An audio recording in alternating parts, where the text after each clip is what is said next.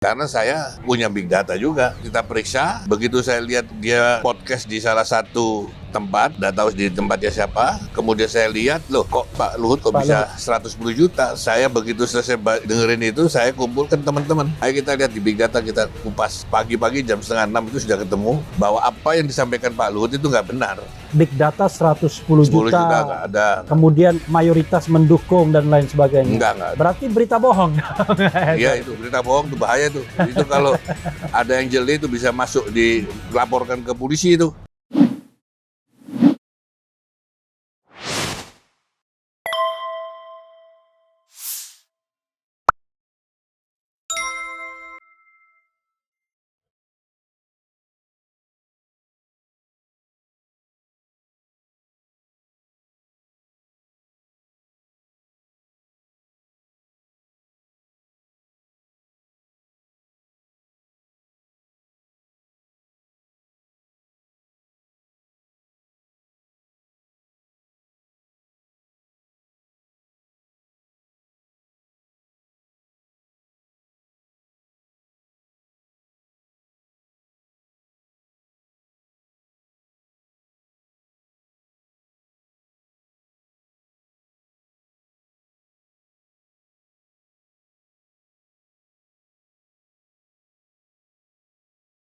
Saya ingin tanya Pak, ini kok terkesan DPD kok keras? Pertama ketua DPD-nya terhadap pemerintahan Presiden Jokowi. Saya langsung aja lah. Ya, sebetulnya, terutama terkait dengan isu 3 periode misalnya. jadi sebetulnya bukan keras ya. Saya ini saya selalu punya prinsip. Prinsip saya itu adalah menegakkan kebenaran. Amar ma'ruf nahi mungkar. Amar ma'ruf nahi mungkar. Kita tahulah bahwa konstitusi kita itu selalu mengatakan 2 periode. Kalau 2 periode ya tetap kita bersikukuh kita di 2 periode. Kemudian kalau ada seperti yang disampaikan Pak Luhut bahwa ini masyarakat 110 juta minta 3 periode, minta perpanjangan. Nah, menurut big datanya beliau akhirnya membuat saya terusik karena saya punya big data juga. Oke. Kita periksa, begitu saya lihat dia podcast di salah satu tempat, nggak tahu di tempatnya siapa. Kemudian saya lihat, loh kok Pak Luhut kok bisa 110 juta. Saya begitu selesai dengerin itu, saya kumpulkan teman-teman. Ayo kita lihat di big data, kita kupas. Pagi-pagi jam 5:30 itu sudah ketemu bahwa apa yang disampaikan Pak Luhut itu nggak benar. Bahwa kita tahu bahwa orang yang berbicara ini malah rata-rata berbicara soal minyak goreng. Itu ada 3,5 juta. Bicara masalah, itu pun cuma 3,5 juta? Iya, minyak goreng. Jadi berkecimpung situ. Yang bicara masalah pertundaan itu sama sekali nggak ada. Ada kecil sekali. Apalagi kalau dibilang big data 110 juta nggak ada. Kemudian mayoritas mendukung dan lain sebagainya. Nggak ada. Berarti berita bohong. Iya, itu berita bohong, itu bahaya tuh. Itu kalau ada yang jeli itu bisa masuk dilaporkan ke polisi itu. Laporkan ke polisi. Karena banyak sekali orang yang dianggap melaporkan menyampaikan berita bohong. Tapi begini, kan orang melihat ini, saya mau frankly speaking nih, kalau sama orang Jawa Timur, apalagi kelahiran Makassar ya? Saya lahir, bapak saya, ibu saya orang Bugis asli. Bugis asli. Kemudian lahir? Beliau ada di Jakarta, saya lahir di Sinkarulus di Jakarta. Oh, Sinkarulus. Ada lagunya itu? Ya, tanggal 10 Mei 59. 10 Mei 1959. Ya, sebentar lagi 10 Mei ya. Tahun 64 itu saya pindah ke Jawa Timur di Surabaya karena bapak saya jadi dosen di Universitas Erlangga. Jadi saya tidak pernah besar di Makassar, saya justru besar di Jawa Timur. Jawa Timur ya. Jadi walaupun beliau ini orang Bugis apa? Bone? Bintang, Enrekang. Oh, Enrekang ya, Bugis Enrekang, tapi beliau ini lahir di Jakarta dan kemudian besar di Jawa Timur. Surabaya ya, Jawa Timur. Jangan heran kalau bahasa Jawa Timurannya itu medok sekali. Kalau marahin orang enak kalau pakai bahasa Jawa Timuran. Tadi dibilang, ini gobloknya kok nggak sembuh-sembuh. Tapi bahasa Jawa ya. Nah, tapi begini Pak Lanyala ya, saya kan nggak mau basa-basi juga. Ini kok Pak Lanyala tuh ada tuh, Lanyala apa itu? Akademia bersama untuk kebaikan. Yeah. Tapi orang memaknai itu ini Pak Lanyala sedang kampanye nih untuk 2024. Ini Lanyala Akademia ini sudah ada 20 tahun yang lalu, jangan salah. Jadi dia memang bergeraknya di bidang sosial.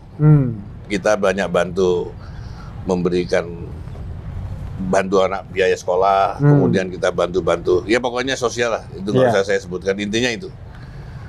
Jadi kalau memang sudah 20 tahun yang lalu bahwa ini dipersiapkan untuk kampanye sekarang, ya salah. Ini nggak usah dianggap itu. Tapi kan ini kan kita frankly speaking juga ya, karena di Refli Harun Channel ini kan harus apa adanya. Banyak calon yang sudah mendeklarasikan atau dideklarasikan, ya pura-pura itu kan orang lain, padahal dia juga yang biasa secara itu. tidak langsung kan.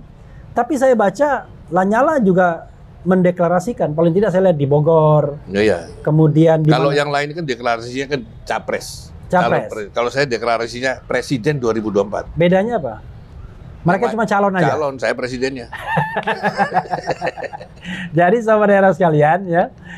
Nah tapi ini bocoran ini berarti. Jadi kalau mau mau deklarasi itu jangan deklarasi capres, deklarasi presiden. Gitu. Artinya yang ditunggu tinggal pengambilan sumpahnya doang. Iya, kita tinggal menjemput takdir aja.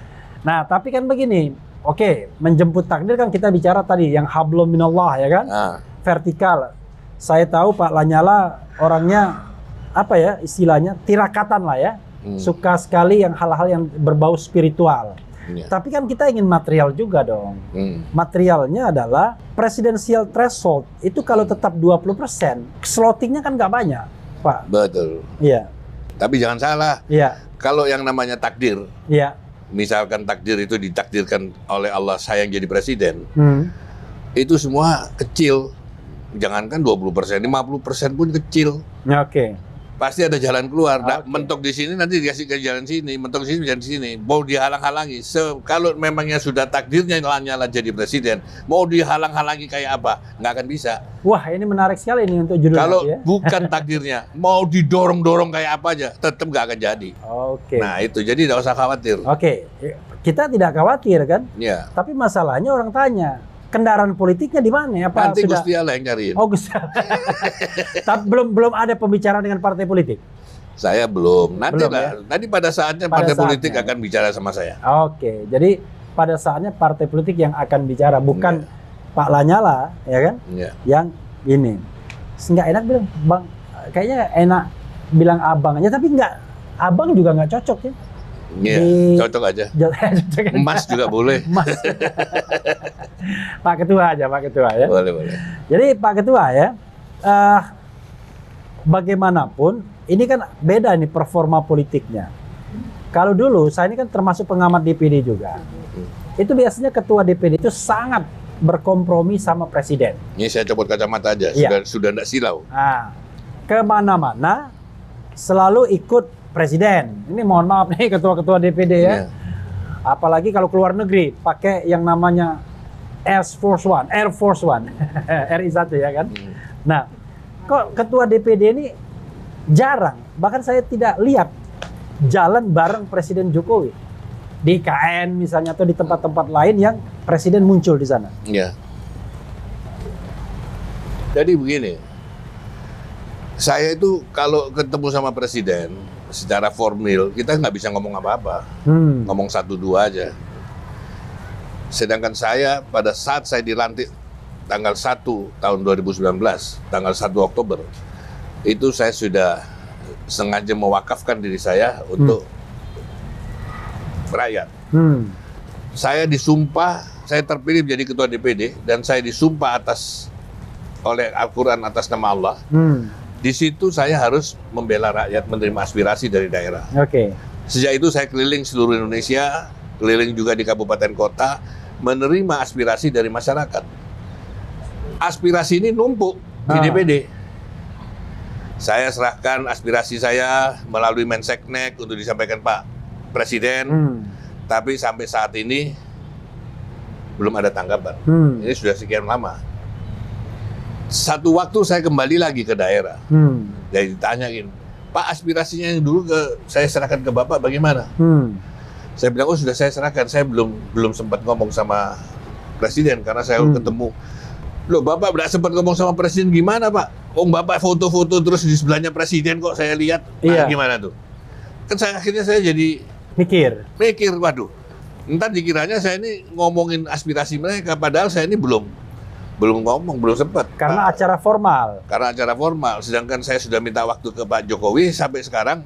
Yang namanya Pak Jokowi itu kan terserah dari Menseknya yang ngatur jadwal. Iya. Nah, sampai sekarang kalau nggak ada jadwalnya, kalau ketemu sama saya bilang, oh iya Pak jalan nanti saya. Itu sejak kapan minta Ya, bertemu sudah. dengan Presiden? Sering lah. Enggak, maksudnya sejak mulai setelah terpilih. Oh iya, Terpilih waktu itu sebagai ketua. masih lancar lah. Oke. Kita masih lancar ketemu sama Pak Jokowi, tapi nggak tahu akhir-akhir ini. Ya mungkin karena dengar saya mau jadi presiden itu mulai ada yang halang-halangi. Oke. Ya mungkin ya, yang kita nggak tahu.